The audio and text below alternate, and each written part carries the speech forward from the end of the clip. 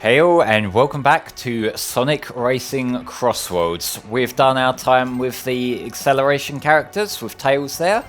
I did say that I would move on to a power character. Who should I be? I don't necessarily want to show off more as Zavok. I can show off the Werehog actually. The thing with the Werehog is he was a bonus for, I believe, the Digital Deluxe edition of the game. Like, I don't know whether he's pre-order exclusive, but he gets this cool looking Beast Spike vehicle. So I think I will use that. I don't know how well I'm gonna do, because this is basically a weak point here. I'm gonna stick with the level 3 rival again, just to be on the safe side.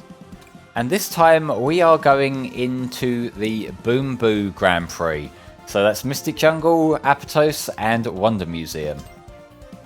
I will keep my safety net with the spinny thing there, and that will hopefully bail me out a little bit here. I know that I'm kind of being a scrub using the broken mechanic here, but let me have this, okay?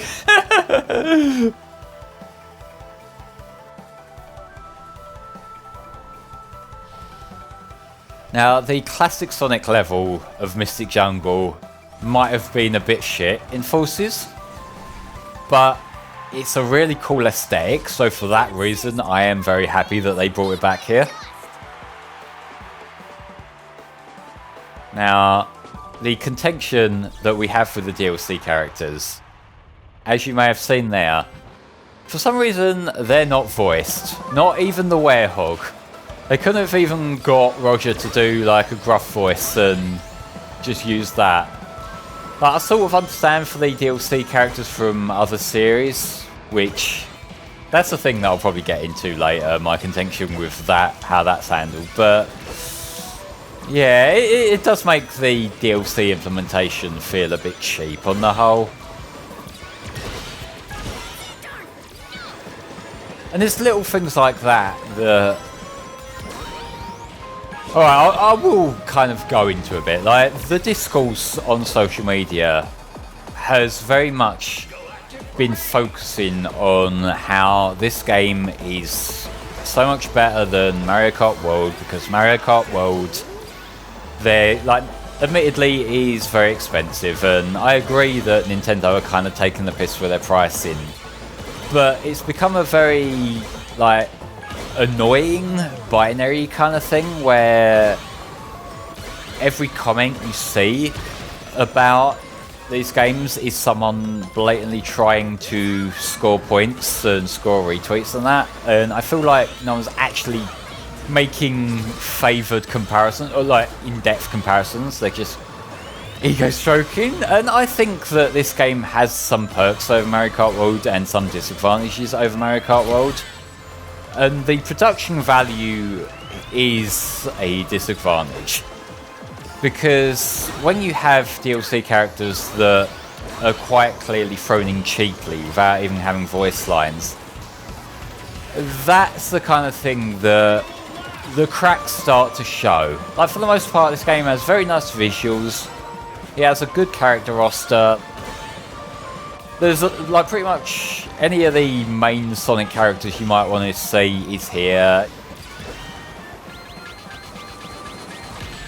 It's not a lack of production value, but like I say, the cracks definitely show. And if you're making comparisons, or if Sega themselves are making comparisons in their marketing, which I think was incredibly misguided, it's kind of... you're setting yourself up for too many own goals, I feel. Because like, the way the games are even sold, it kind of... Mario Kart World was a major release, AAA release, designed to sell their new system. It's like, was the launch game for the Switch 2.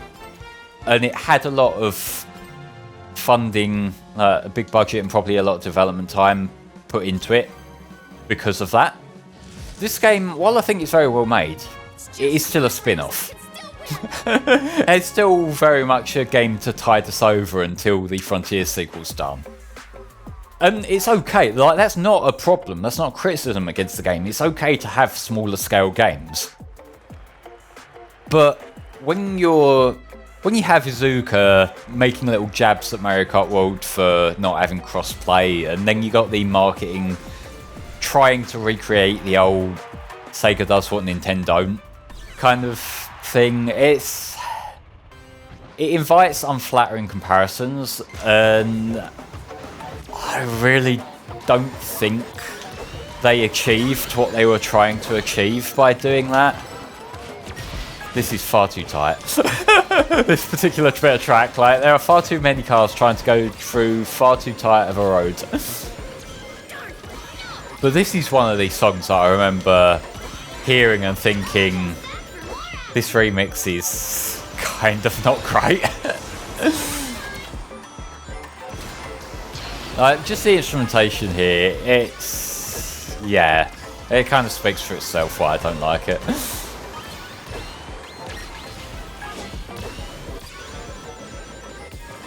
Apatos might not be as overused as Rooftop Run, but I kind of do see it as a bit of a safe pick. I'm doing everything in my power to not have to go to the fucking casino level from Heroes. I think there was a track like this in Team Sonic Racing, the Sky Road. Sky Road was kind of not great in Lost World, in either version of Lost World. In this game it just feels a bit generic. Again, like Lost World area being generic, I'm not exactly bringing biting commentary there. Let's see if I can jump on the balloon down the middle. Yes, I am first. Thank you, nice poster there. I don't know if throwing that thing behind me didn't seem to actually do much, but alas. Alright, let's try and hold on to this first through... Oh, thank God, it's only one of those. I don't know if it's become obvious, but sometimes when stuff happens while I'm racing, I just get a bit, like, overwhelmed. And everything I try to say just comes out as a... gibberish, just blabbering gibberish. I haven't really talked about the flight controls much, but I think they work pretty well, actually. The disadvantage from the flight areas is that there's only so much they can do with the track design when you're in the air, because it's like whatever interesting features they include, you're just going to be flying miles above anyway, so you can't really appreciate that, and a lot of the track sections end up looking the same. But the actual flight control feels good. It feels kind of what you would expect. I would say it's better than I remember All Stars Racing Transformed flight control being. And oh, I got the final red ring. Huzzah! Got the werehog spinning like that, it's kind of funny.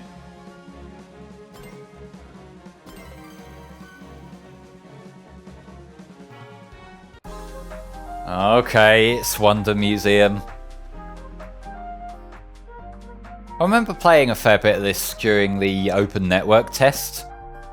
Or the alpha. There were a couple of open tests before this game came out, which I did play both of them.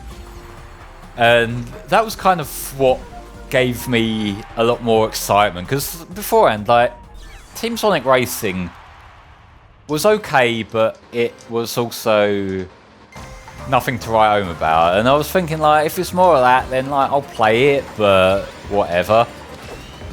Whereas this game is definitely had a lot more.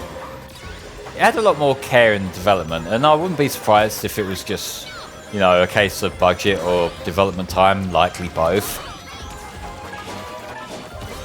Because like Sumo Racing, the developers from Team Sonic Racing are good developers. They've made some good games, but Team Sonic Racing just came out kind of mid, and it kind of felt like it was cutting corners a lot. Whereas this game, it definitely feels a lot more polished. Like, relatively speaking, obviously. Where are you? There you are. I shouldn't have taken that quite as wide as I did. Right, let's see if I can go into a random one, because I have already shown off Pirate Storm. Let's see if we can get something we haven't been in yet. Oh, okay. It's the spooky level.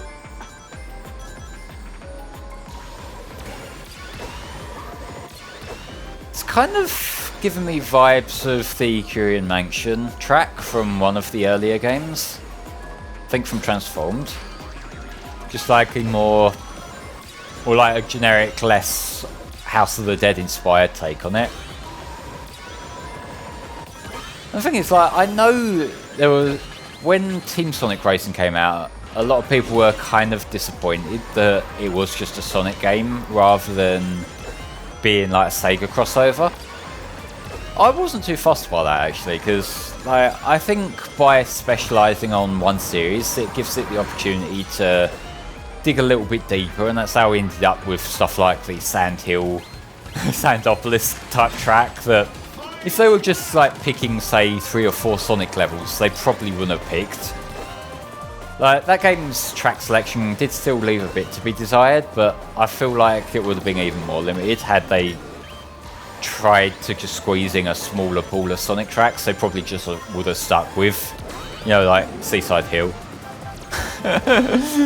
Maybe another Colours level and Rooftop Run.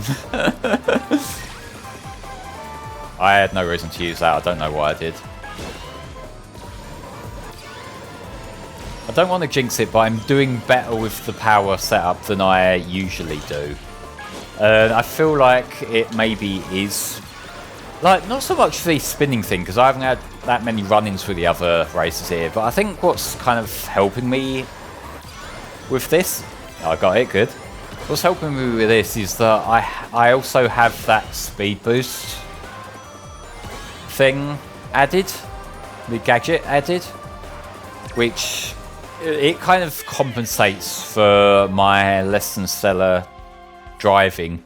I'm kind of getting the perks of being a power character while also keeping the speed that I like.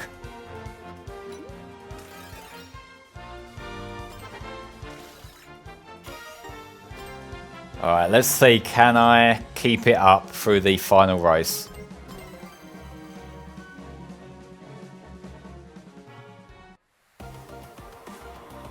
Got another race against Wave. She's creeping up behind me. In one of the earlier GPs, it did feel like when we had Vector kind of being my rival rather than dedicated rival, that that kind of felt like I was getting an easy deal, whereas now Wave is definitely on my tail here. She's still in second place. Now, if only the Werehog had a witty retort to that. Maybe the reason they skimped on the voice lines for the extra characters was because there are so many direct interactions, but even then, yeah, it does still feel a little bit cheap. I'm sure they could have at least recorded a handful of like, I'm coming for you, let's have a good race, like, you know, kind of lines like that that could theoretically be targeted toward anyone. And it's like, it would have still been obvious that they're not as direct as the ones that are specifically responding to a certain character, but it would have been less obvious than the other character like targeting you with a little jab and then you just saying nothing. Like, maybe with the Werehog it's not the end of the world, because like the Werehog, I don't know, like in Unleashed he was definitely less talkative as the Werehog than he was as Sonic from what I remember. I mean, it wasn't that long ago that I played Unleashed last. So I played through the Unleashed Recompiled fan-made port, which is absolutely fantastic. If you're looking to play Unleashed HD these days, then get that port. It runs amazingly well. I got it running at 4K 60 all the way through my playthrough, even during the busier werehog sections where there's like 30 enemies coming at you at once.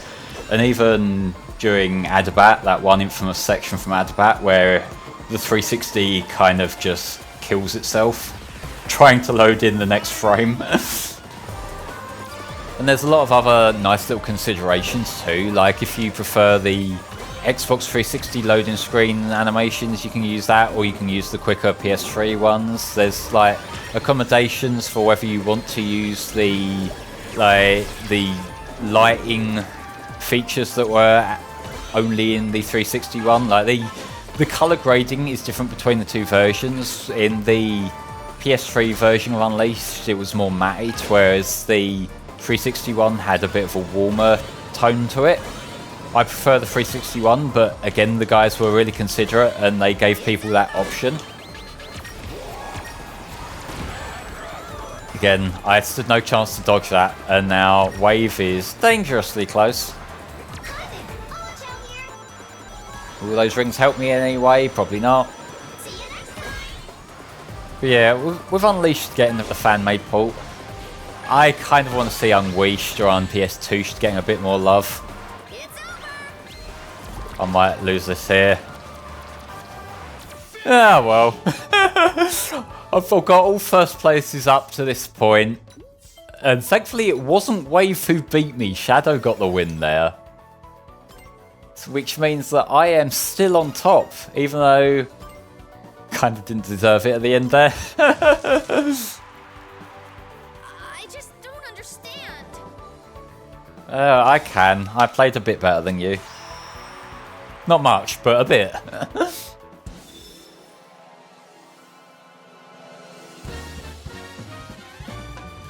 And that's another bonus for the Unleashed Recompiled port. You can turn off the Werehog battle theme.